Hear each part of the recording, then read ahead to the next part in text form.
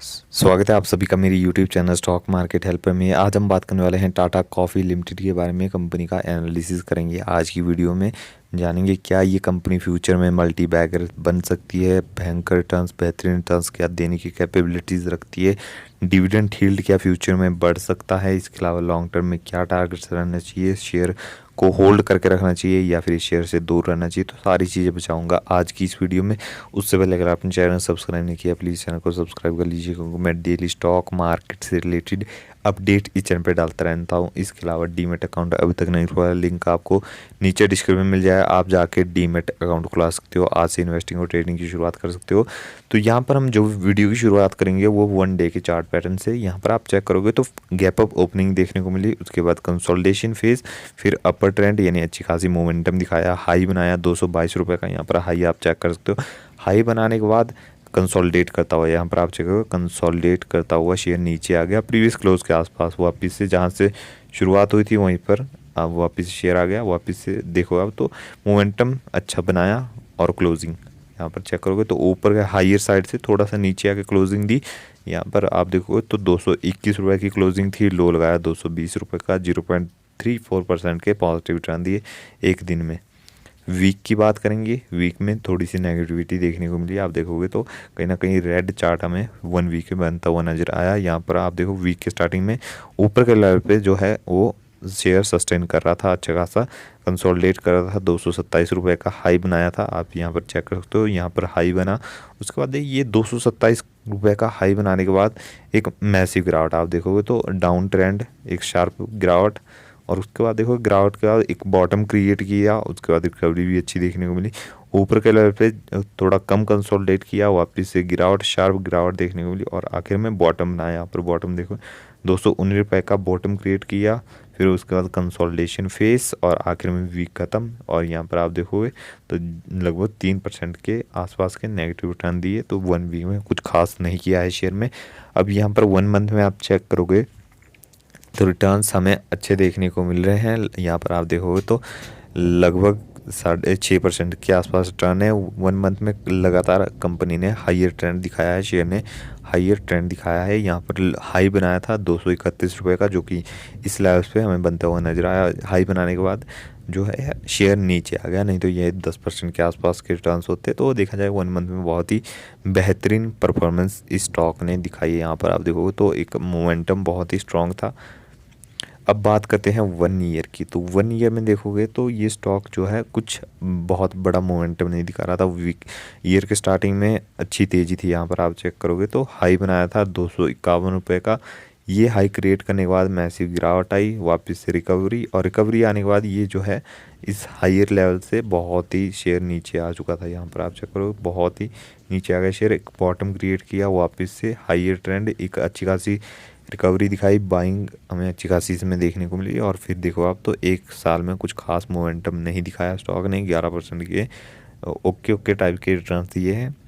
अब चलिए long term की बात करते हैं। लॉन्ग टर्म में यहाँ पर आते हैं 5 ईयर। 5 ईयर में अच्छे रिटर्न दिए, आप देखो 97% के रिटर्न दिए प्लस डिविडेंड अलग से।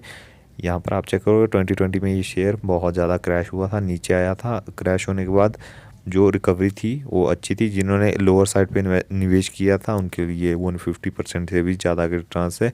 लो बनाया था 48 रुपीज़ का, जिन्होंने इस लेवल पे बाइंग कर ली थी उनके लिए ये स्टॉक आज भी अच्छे खासे रिटर्न्स भी दे रहा है, प्लस डिविडेंड यील्ड भी उनके लिए बहुत ही अच्छा मिल रहा होगा। चलिए अब आगे बढ़ेंगे।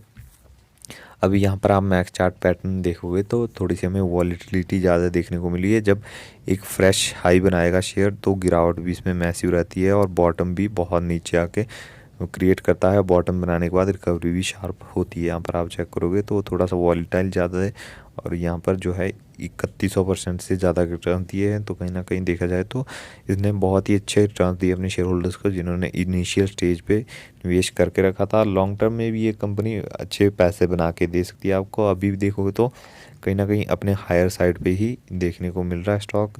2020 का क्रैश आप चेक करोगे तो बहुत ही नीचे आ गया था, लगभग 2008 और 2010 के लेवल पे ये स्टॉक पहुंच गया था। हाई भी यहाँ पर आप चेक करोगे 254 रुपये का हाई लगाया था और लो यहाँ पर देखो तो 6 रुपये से स्टॉक की शुरुआत हुई थी। ये एडजस्टेड प्राइस है और चलिए अब कंपनी के फाइनेंशियल ट्रेंड देख लेते हैं।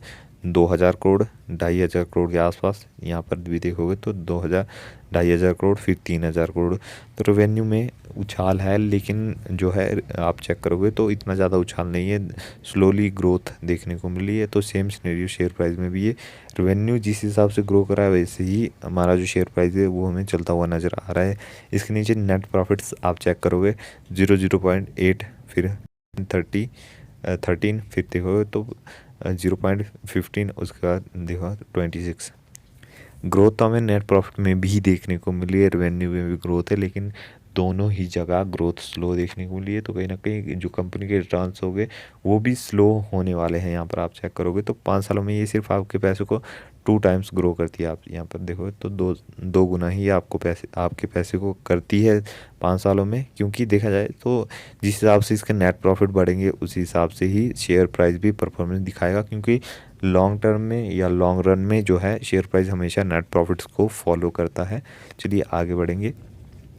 अब यहाँ पर आप चेक करोगे तो कंपनी जो है वो साल में आपको एक बारी तक डिविडेंड पे कर देती है। यहाँ पर आप देखोगे तो 1 रुपये 50 पैसे का डिविडेंड पे किया था 2019 में। 2020 में कंपनी ने 1 रुपये 50 पैसे का, तो डिविडेंड में कुछ यहाँ पे बढ़ोतरी नहीं देखने को मिली। उसके बाद आप देखो तो सेम डिविडेंड था 2021 में, फिर 2022 में डिविडेंड बढ़ा। यहाँ पर आप चेक करोगे तो 2 रुपये का डिविडेंड, फिर 3 रुपये का 2023 में। हाल फिलहाल में भी कंपनी ने डिविडेंड दिया था।